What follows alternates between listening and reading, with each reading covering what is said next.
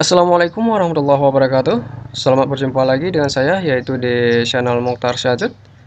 Baik teman, selamat bergabung kembali di channel yang membahas seputar informasi dan tutorial dunia pendidikan dan lainnya. Baik teman, pada kesempatan ini saya akan coba berbagi dengan kalian semua tentang ketentuan wajib ya,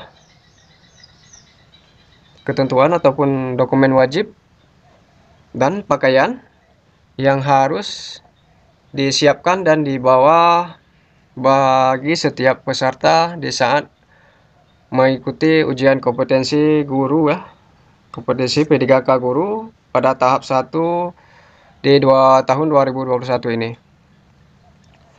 Jika kita tidak melengkapi dokumen dan ketentuan yang telah ditentukan, maka kita tidak bisa mengikuti ujian yang telah ditentukan ya, jadwal kita yang telah ditentukan. Dan di sini dapat kita lihat ini ketentuan tambahan yang dikeluarkan kemarin ya, tanggal 12 September 2021. Dan di sini juga dapat kita lihat ketentuan, ini ketentuan yang dikeluarkan di Jakarta ya, oleh Direktur Jenderal Guru dan Tenaga Pendidikan. Dan di sini dapat kita lihat ketentuan sebelumnya ya, yaitu tanggal 11 yang saya pegang ini, yaitu yang dikeluarkan oleh pemerintah daerah, yaitu oleh Kepala Cabang Dinas Pendidikan Wilayah Kabupaten Aceh Utara pada tanggal 11 kemarin. Di sini kita dapat memperhatikan ya, yang pertama kita harus membawa sertifikat vaksin asli dan melampirkan fotokopinya. Yang kedua, kita harus membawa rapid test ya, antigen dengan hasil non reaktif atau negatif. Dan di sini kita dapat melihat apa sih ketentuan tambahan ini yang wajib bagi setiap peserta yang hadir di lokasi TUK ya. Yang pertama, setiap peserta yang hadir ke lokasi TUK jika tanpa membawa dokumen asli, bukti rapid test dan hasil non reaktif negatif akan dipindahkan ke sesi usulan. Yang maksudnya jika kita tidak membawa ini, maka kita tidak bisa mengikuti ujian pada hari ataupun pada saat yang telah jadwal kita yang telah ditentukan ya, kita akan dipindahkan. Yang kedua, bagi peserta yang hadir di lokasi lebih dari pukul 7.15 pada sesi 1 dan pukul 13.15 pada sesi kedua akan diikuti seleksi kompetensi di tahap 2. Nah, maknanya di sini teman-teman, jika kita dijadwalkan di jam 7.00 yaitu pada sesi pertama, jika kita melebihi dari jam 7.00 ataupun melebihi dari pukul jam 7.15 ini, maka kita tidak bisa mengikuti ujian pada saat itu. Begitu juga dari sesi kedua, jika telah ditentukan pada jam 13.00, jika kita hadir pada sesi itu jam 13.15, maka kita tidak bisa mengikuti kompetensi juga pada saat itu. Nah, kita lihat yang ketiga ini. Bagi peserta yang tidak hadir ke lokasi TUK pada sesi yang telah ditentukan, alasan kesehatan rapid test positif COVID-19, sakit ataupun melahirkan, atau karena alasan khusus ya, keadaan kondisi grafis, termasuk bencana alam dan lainnya, wajib nih bagi peserta, ini perlu diperhatikan ya, wajib dan perlu kita ingat, laporan tertulis ya, laporan kita wajib menyampaikan laporan secara tertulis kepada penanggung jawab lokasi TUK dengan menyertakan alasan dan bukti. Selanjutnya pengawas akan penanggung jawab lokasi memberikan rekomendasi untuk menentukan apakah peserta ikut sesi susulan atau ikut ke seleksi kompetensi tahap 2. Ini maknanya teman-teman, jika kita berhalangan, kita harus membuktikan ya, laporan secara tertulis dan bukti. Jika kita sakit, maka buktinya yaitu surat dari dokter ya, dan sebagainya. Nah, nanti ini panitia akan menentukan ya, apakah kita akan mengikuti, ataupun proktor ya akan menentukan kita apakah kita akan bisa mengikuti ujian susulan atau kita harus mengikuti kompetensi di tahap kedua. Baik, kita lihat yang keempat.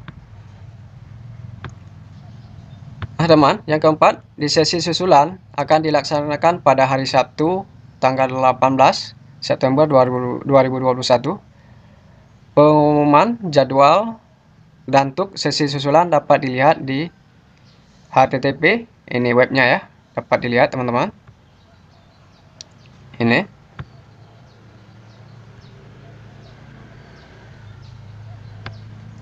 di http://2 ya, guru p3k.kemdikbud.go.id. 1 hari sebelum pelaksanaan, Jumat tanggal 17 September 2021. Nah, jika kita sudah dijadwalkan di sesi susulan, ini sesi susulan, maka kita harus dapat cek secara berkala di halaman ini teman-teman, untuk mengetahui jadwalnya pasti ya, jadwal dan lokasi dan sesinya. Baik, yang kita lihat yang kelima, bagi setiap peserta yang mengikuti sesi susulan, kita wajib mengikuti prosedur sebagaimana disampaikan pada pengumuman sebelumnya ya, yaitu pengumuman yang telah ada ya, yaitu dokumen yang wajib dan pakaian kita.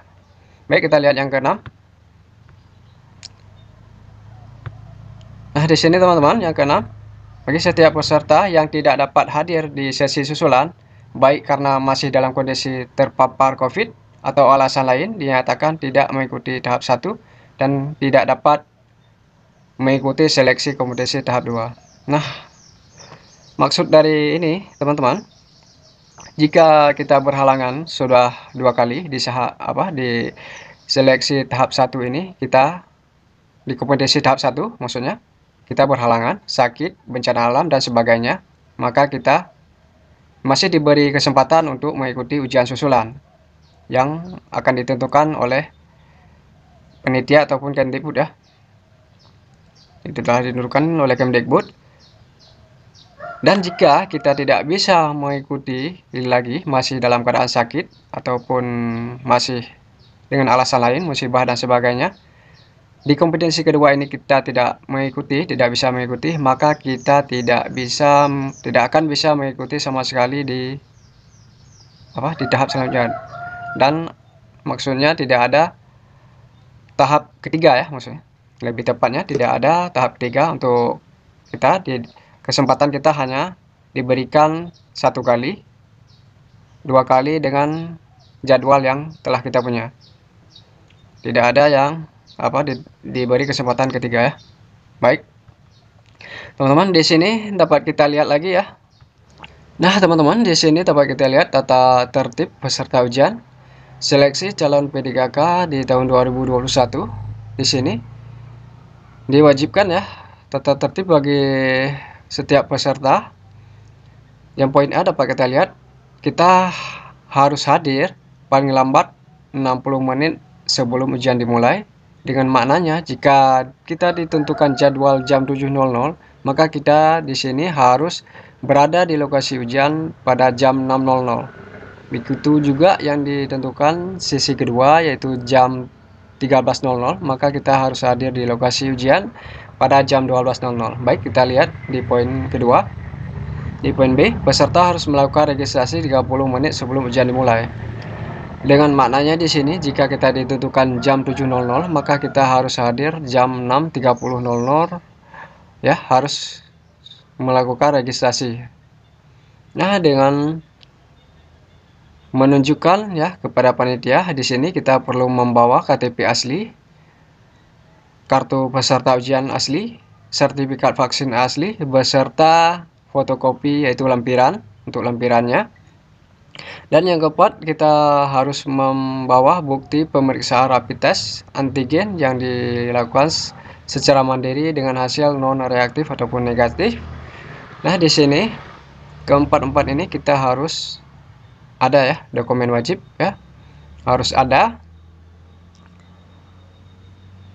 agar kita bisa menunjukkan dan mengasih kepada panitia di saat registrasi untuk memasuki ya, untuk dapat mengikuti ujian kompetensi P3K yang telah dijadwalkan untuk kita ataupun kesempatan untuk setiap peserta. Oke, kita lihat di sini yang C, peserta wajib mengisi daftar hadir ya, yang telah disiapkan panitia. Dan yang ke poin D, peserta wajib membawa alat tulis pribadi. Ini di sini kita yang harus membawa cuma yang bisa kita siapkan ya. Sini pulpen berwarna biru dan pensil kayu. Selain itu tidak bisa kita bawa ke lokasi ujian. Baik, kita lihat di poin selanjutnya, peserta menggunakan pakaian. Nah, teman-teman, di sini sebelum saya lanjutkan, saya perlu memberitahu kepada kalian semua. Di sini selain dokumen ataupun tata tertib ya yang perlu kita siapkan dan perlu kita patuhi, di sini jika kita tidak menyiapkan ataupun kita tidak mematuhi aturan yang telah ditentukan, maka kita akan dikenakan sanksi juga. Nanti kita dapat lihat sanksinya apa. Baik, kita lanjut di sini ya, peserta, yaitu di poin E ini, peserta menggunakan pakaian. Nah, di sini dapat kita lihat peserta dapat kita lihat di poin pertama, bagi peserta perempuan, pakaiannya kemeja putih polos lengan panjang tanpa corak ya, corak-corak, dan roknya rok hitam tidak berbahan jin. Jilbabnya yaitu jilbab hitam. Sepatu pontefel warna gelap. Dan pernah saya sempat ya sampaikan di video sebelumnya, jilbabnya bagi perempuan putih itu itu salah ya, sorry, dan saya minta maaf karena di sini sudah dikeluarkan peraturan baru, tata tertib baru ya, peraturan baru. Jilbabnya yaitu jilbab hitam bagi setiap perempuan yang menggunakan jilbab ya. Oke, kita lanjut di poin kedua, yaitu tentang pakaian juga. Bagi pria, kemeja putih polos, lengannya bisa pendek dan bisa panjang ya. Sedangkan untuk perempuan harus panjang lengannya. Oke, kita lihat celana kain juga harus berwarna hitam, tidak berbahan jin, dan sepatu juga sama warna gelap ya.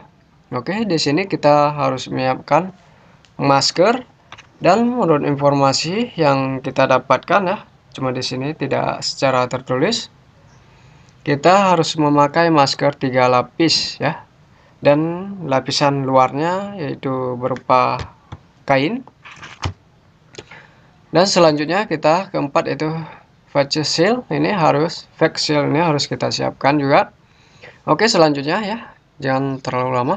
Di F ini, peserta seleksi P3K guru harus memenuhi protokol kesehatan. Oke, di poin G ini tidak boleh melepas masker selama seleksi ujian, itu sudah pasti ya. Dan selanjutnya di poin H ini, peserta wajib cuci tangan. Oke, sudah pasti jika sudah disediakan ya. Oke, di poin ini peserta membawa alat tulis pribadi dan tidak boleh meminjam dari peserta lain. Alat tulisnya yaitu seperti telah kita sebutkan di atas, yaitu pulpen biru dan pensil kayu. Oke, selanjutnya di sini dapat kita lihat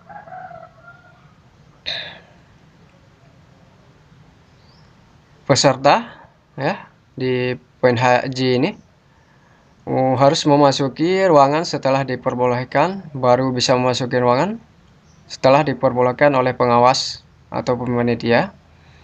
Oke, yang di poin K ini peserta mengisi daftar hadir, mendengarkan arahan dari panitia. Di sini kita jangan lupa teman-teman untuk mengisi daftar hadirnya. Dan ke selanjutnya di L ini, peserta yang telah menyelesaikan seleksi kompetensi dapat meninggalkan ruangan secara tata tertib ya. Di sini tata tertibnya, peserta di dalam ruangan ujian dilarang keras membawa buku-buku dan catatan lainnya. Dan selanjutnya kalkulator, telepon genggam atau HP, kamera dalam bentuk apapun, dan jam tangan dan ballpoint. Di sini kita tidak boleh membawa juga makanan dan minuman ya. Selanjutnya, senjata api ataupun tajam atau sejenisnya ini sangat keras dilarang ya. Nah, di sini untuk bahan coret-coret, di sini kita tidak perlu membawa buku karena di sini tidak diperbolehkan. Untuk kertas coret-coretnya biasanya nanti akan disiapkan ataupun disediakan oleh panitia ataupun pengawas yang ada. Oleh panitia ya, yang pasti, dan akan dikasih oleh pengawas nanti. Oke, selanjutnya selama seleksi kompetensi peserta diseleksi dilarang pindah tempat duduk atau ke komputer lain tanpa izin pengawas. Oke, selanjutnya dilarang bertanya atau berbicara dengan sesama peserta ujian. Kemudian dilarang menerima ataupun memberikan sesuatu dari ataupun kepada peserta lain tanpa seizin panitia selama ujian. Kemudian dikeluarkan ruangan kecuali keluar ruangan ya, bukan dikeluarkan, sorry. Keluar ruangan kecuali baru boleh di saat ada izin dari pengawas. Oke, di sini dilarang keras merokok dalam ruangan ujian, dan terakhir yaitu peserta dilarang menggunakan komputer selain komputer yang telah disediakan untuk aplikasi ikut ujian tes kompetensi P3K ya. Nah, di sini dapat kita lihat teman-teman, sanksi bagi setiap peserta yang melanggar ya. Tata tertib huruf F nih di poin pertama tata tertib huruf L ini dikenakan sanksi dikeluarkan dari ruangan peserta dan dinyatakan pesertanya gugur apabila melanggar peraturan huruf L ini ya. Nah, dan selanjutnya yaitu poin kedua, sanksinya diberikan bagi pelanggar tata tertib huruf berupa teguran lisan oleh panitia dan sampai-sampai ya yang mengakibatkan dibatalkan sebagai peserta tes.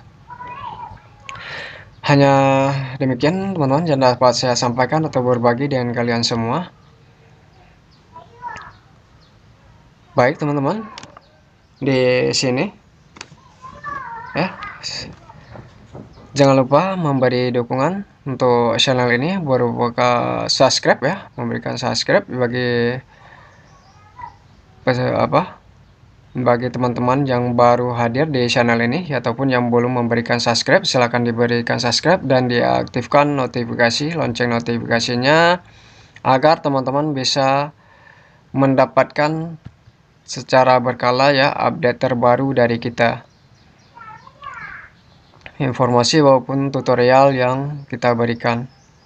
Baik teman-teman, yang kita berikan secara gratis yang pasti di sini ya. Teman-teman cukup memberikan subscribe saja.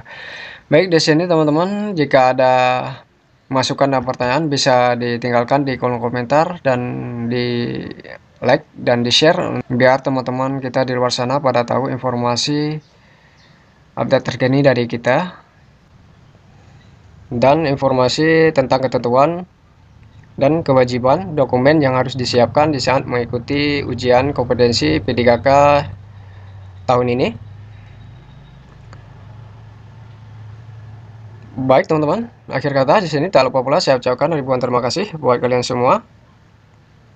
Dan selamat menjalankan aktivitas kembali. Semoga kita bisa berjumpa lagi di lain kesempatan.